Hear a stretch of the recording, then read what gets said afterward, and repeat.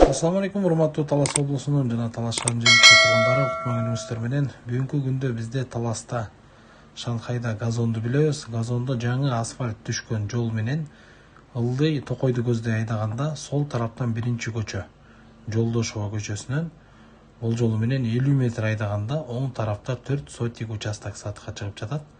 Экрандан алыстабаңыздар, мен сиздерге толугу менен тартып берем.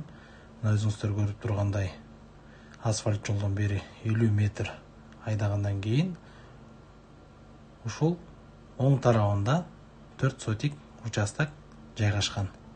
Мына ушул участок. Жолдун улантысын да көрсөтүп берейин мен сиздерге.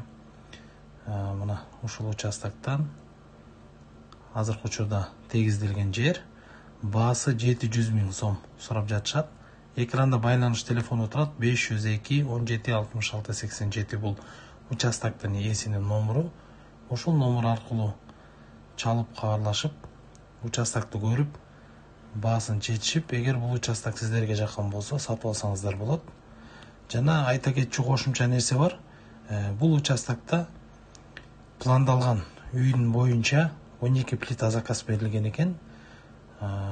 Участоктун ээлеринин планы боюнча өзгөрүлүп, мына ушул жерде турган 12 плитасы да сатылат. Жапжаңы абалда, жакшы абалда, баасы 13 000 сомдон ары бери.